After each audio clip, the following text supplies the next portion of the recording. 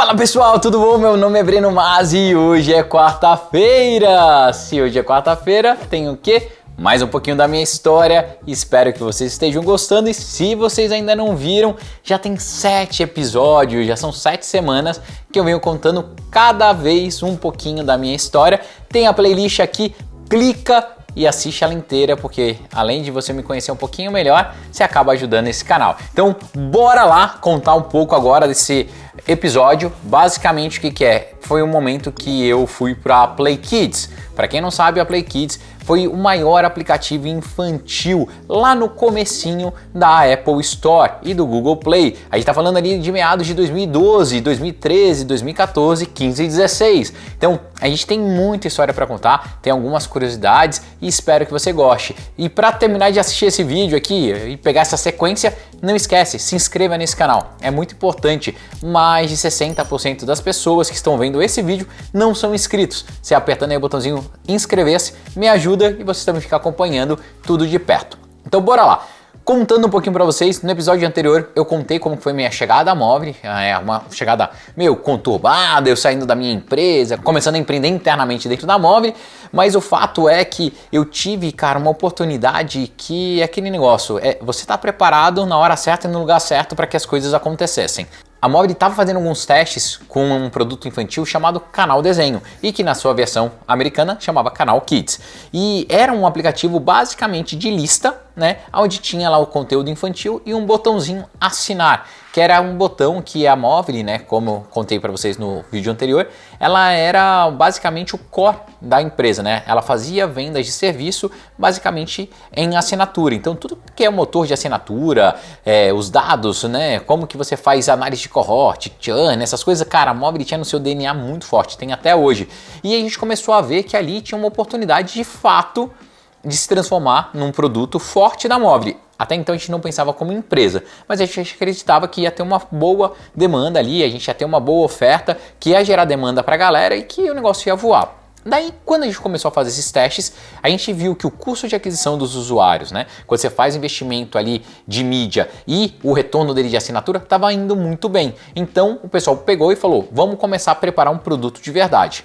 E para isso a Movile ela sempre tem uma característica muito legal, que é a gente precisa contratar pessoas melhores do que a gente para tais disciplinas. Então o que eles fizeram? Eles foram atrás de contratar um melhor ilustrador que a gente tinha naquele momento para poder desenhar o que seria o app ou então pelo menos o personagem, um pouco do que a gente iria fazer, que foi o Alex Leão. Alex Leão foi um dos desenhistas, cartunistas da Galinha Pintadinha e a Movile contratou ele antes de ter me contratado para fazer com que o Canal Desenho, né, virasse no futuro o Play Kids. Além disso, a gente trouxe também para o time o Everaldo Coelho. Everaldo Coelho é um dos designers ex-Apple mais famosos que a gente tem no Brasil, que tem uma história fantástica e eu vou convidar ele um dia para bater um papo aqui com vocês. Ele é meu amigo pessoal e é um cara fantástico, tem muita história para contar. Para vocês terem uma ideia, o Everaldo foi o cara que criou aquela nuvenzinha do iCloud, aquele primeiro ícone do iCloud. E essa história, ele contando quantas nuvens ele teve que fazer para o Steve Jobs, é mega engraçado.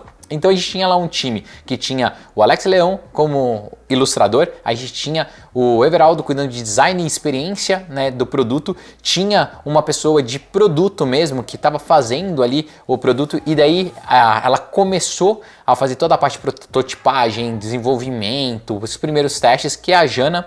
Então, a Jana que fez ali os primeiros rabiscos junto com o Alex Leão para fazer esse produto funcionar. A gente tinha duas pessoas incríveis técnicas, que é o Dani Caldas e o Hugo Farias. Cara, esses dois aí são basicamente os pais do Play Kids ali, desde o zero começaram a desenvolver. O Dani Caldas já desenvolvendo em iOS, o Hugo fazia a parte de animação, arte técnica, programava quando precisava, cara, super versátil e era um time extremamente reduzido. Era um time basicamente de 4 a 5 pessoas que estava começando a fazer o Play Kids. E neste momento eu recebi, né, a missão e o convite para tocar e acelerar de fato o Play Kids, o que era um aplicativo, né, um protótipo ali chamado Canal Desenho. A Jana ia sair de licença maternidade e ia ter um espaço para que a gente conseguisse acelerar cada vez mais o Play Kids. E daí foi muito gostoso, porque eu acabei pegando um produto ali num momento bem embrionário. Ele já tinha o fundamento feito, né, que já tinha sido testado ali pelo Andreas, pelo Edu, pelo próprio Steca, já com uma bolinha mais arredondada com a Jana e com o Alex Leão. E mas aí, cara, página em branco para eu fazer basicamente o que eu queria. E quando eu entrei ali no Play Kids, foi muito bom, porque o Steca basicamente me deu carta branca para fazer as coisas e eu pude fazer do meu jeito, do meu DNA. E o meu DNA o que era? Era começar a juntar as pessoas boas da Movile, aglutinar essa galera e começar a puxar elas para o time, para que a gente tivesse um produto, né, mais robusto. E aí um bom time para poder fazer esse desenvolvimento. E eu lembro que logo na primeira reunião, a gente conversando, tanto o Fabrício que hoje é presidente do iFood, já era CEO da Movile na época, ele falou, olha, tudo bem vocês fazerem um Play Kids, o Play Kids tem que crescer, a gente precisa ter tantos mil usuários ativos mensalmente. Eu falei, quantos mil usuários? Naquela época, para você ter uma ideia, a gente estava acabando de começar o mercado mobile.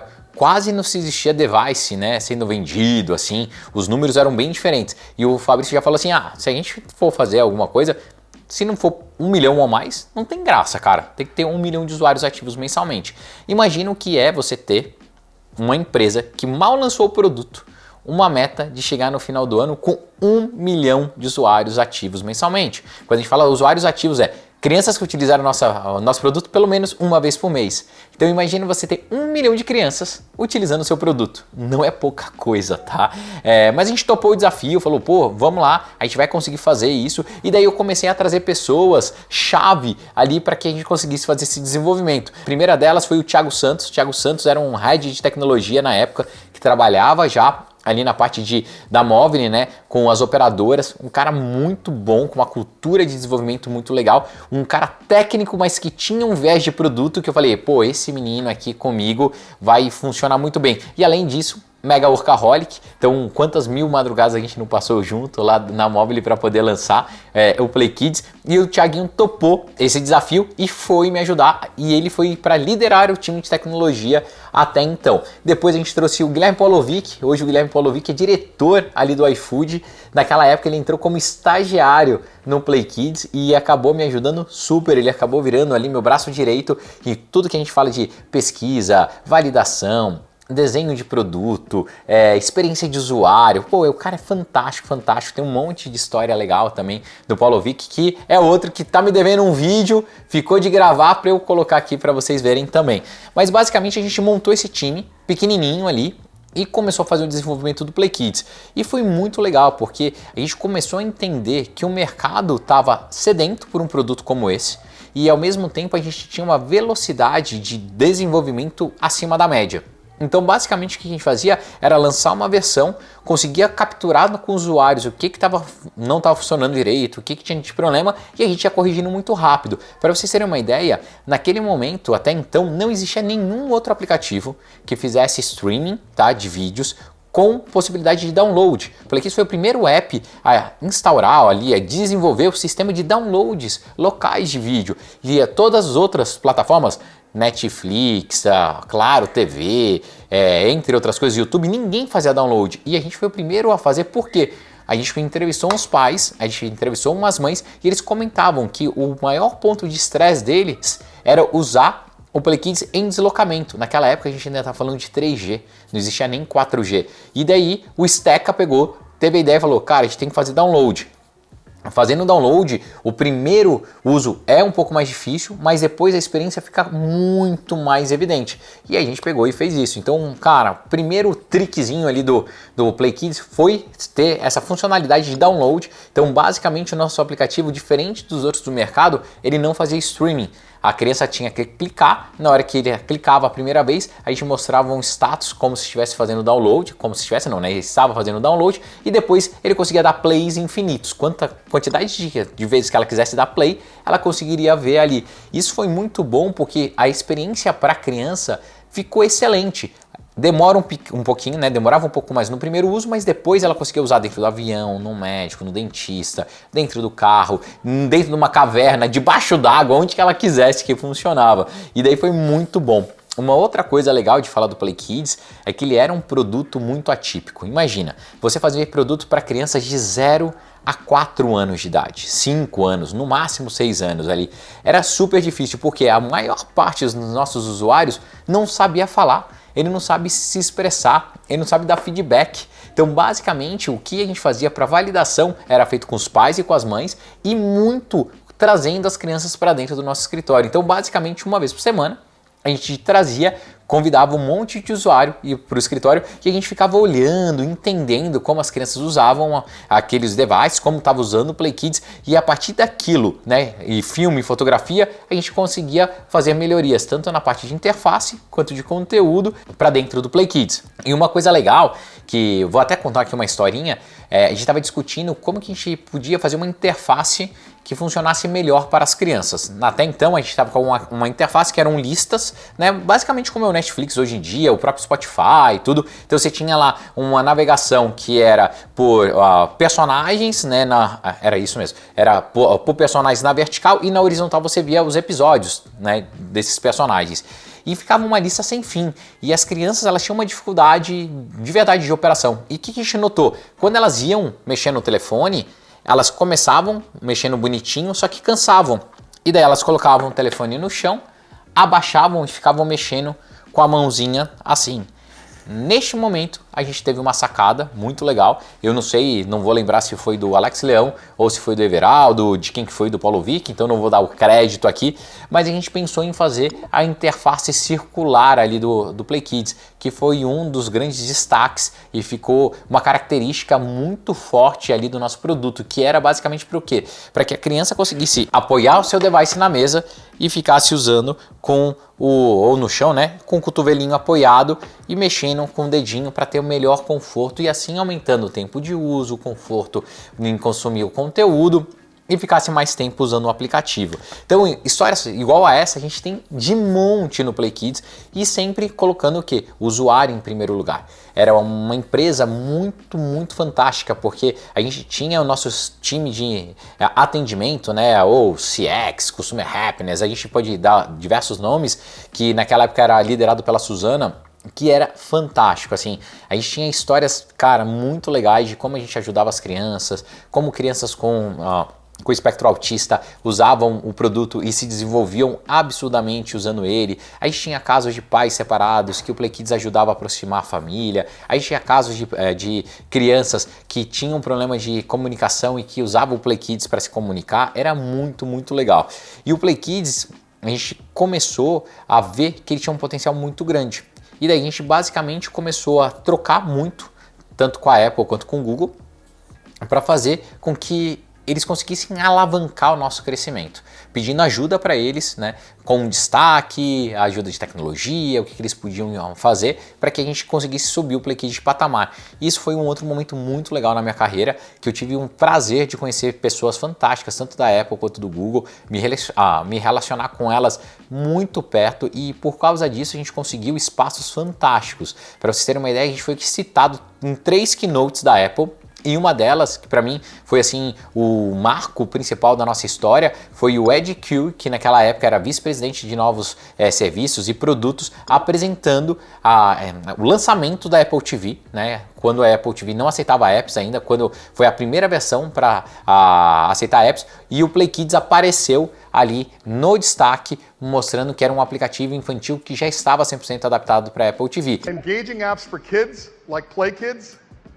Isso aconteceu também no Apple Watch. A gente foi o primeiro aplicativo infantil a ter um app exclusivo para Apple Watch. E cara, é muito bom ver quando a sua empresa é lembrada, ainda mais num keynote da Apple. Então foram 3 vezes assim que eu me lembro bem, que eu pude acompanhar, que estava lá e acompanhei de pertinho a Apple falando o nome do Play Kids, mostrando o Play Kids para o mundo, e que dava muito orgulho, não só do nosso produto, mas também de todo mundo que participou ali. E é muito engraçado, depois eu conto até um pouco de como foi o desenvolvimento desse aplicativo para Apple TV, que é, cara, uma loucura. A quantidade de NDA que você tem que assinar, prepara a sala de segurança, mais ou menos o que está acontecendo hoje com o Apple Vision Pro, aconteceu com a gente lá atrás fazendo desenvolvimento na Apple TV. Mas o fato é que no primeiro ano a gente conseguiu alcançar aquela marca de 1 milhão de usuários ativos, o Play Kids continuou crescendo muito bem, aí saiu de uma empresa que eram 3, 4 pessoas para um time de mais de 100 pessoas no primeiro ano, a gente cresceu internacionalmente, o Play Kids foi lançado em 26 países em menos de um ano e a gente continuou crescendo isso no segundo ano, então a gente acabou passando de 160 países de operação, uma operação extremamente complexa, a gente teve mais de 250 mil assinantes ali que pagavam nossa mensalidade. Outra coisa legal, Play Kids foi o primeiro aplicativo a introduzir subscription na Apple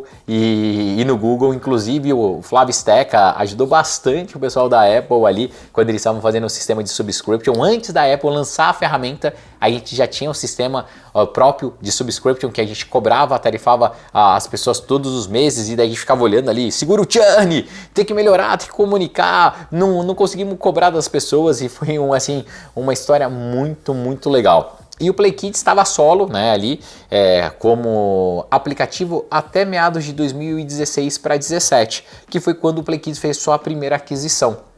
Naquele momento, a gente via que o crescimento, né, para a gente crescer a nossa base de usuários, estava ficando cada vez mais difícil, não estava fácil de operar ali, a gente continuava investindo muito em conteúdo, a gente tentou fazer novos apps, então a gente fez Play Kids Party, a gente fez Play Kids Learning, a gente fez Play Kids, cara, eu acho que a gente fez uns 3 ou 4 aplicativos que não deram em nada.